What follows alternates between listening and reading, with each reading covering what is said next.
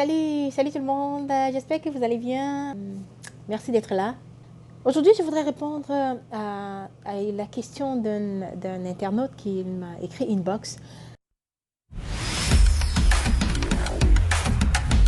Je reçois beaucoup de questions que je traite en privé, mais je pense que je vais commencer à aborder les sujets des questions ici, même en gardant l'anonymat des gens qui ont posé la question, afin d'en faire profiter à tout le monde. Alors, la question était celle-ci.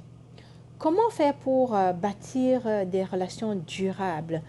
Parce que toutes les relations dans lesquelles je me suis engagée ont toujours été un chaos, que ce soit les relations avec des amis ou des relations amoureuses.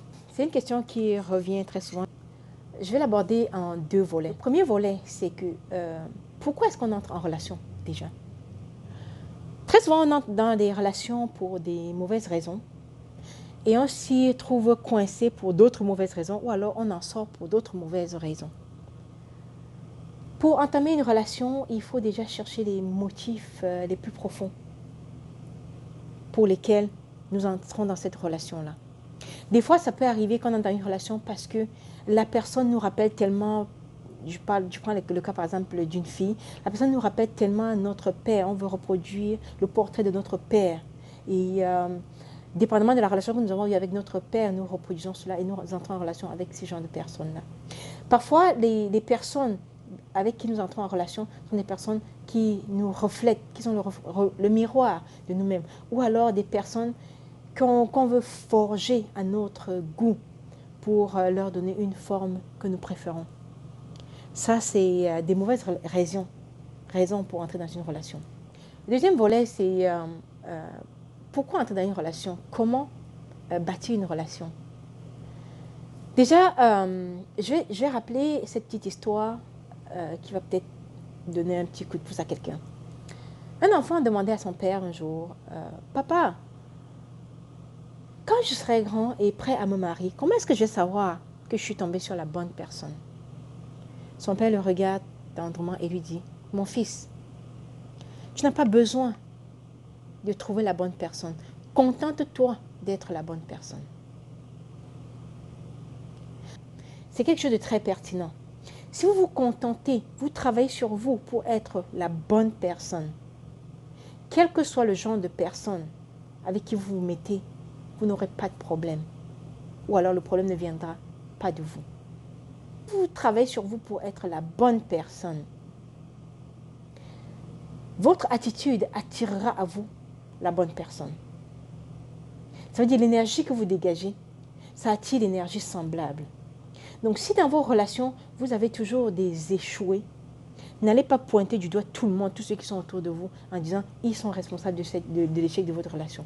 Posez-vous la question, pourquoi ça a échoué? Où est ma responsabilité dans l'histoire? Parce que si vous avez attiré ces genre de personnes en vous, c'est parce que vous avez une énergie semblable à celle des autres. Souvenons-nous que ce que nous voyons chez les autres est le reflet de ce qu'il y a à l'intérieur de nous. Tenez par exemple,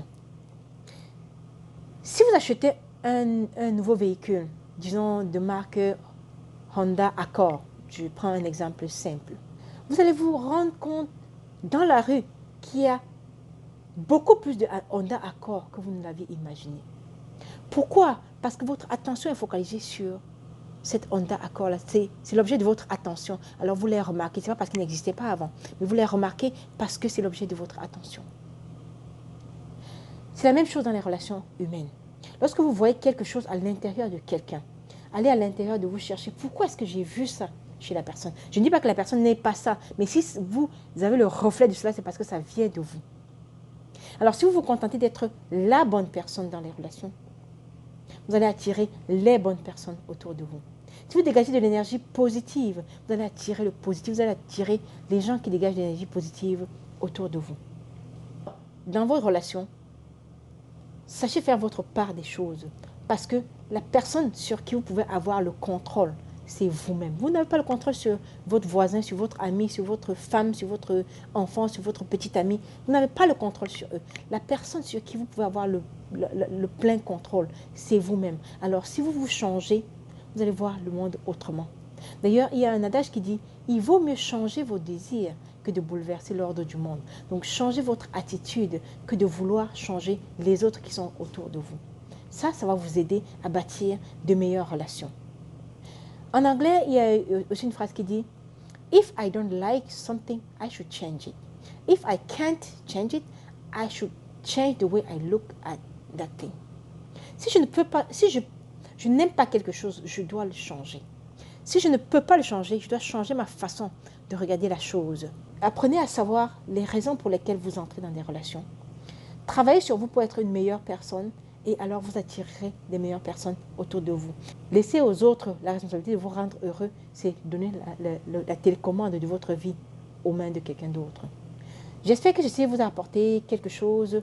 Laissez-nous un petit commentaire. À bientôt. Ciao, ciao. Bye bye.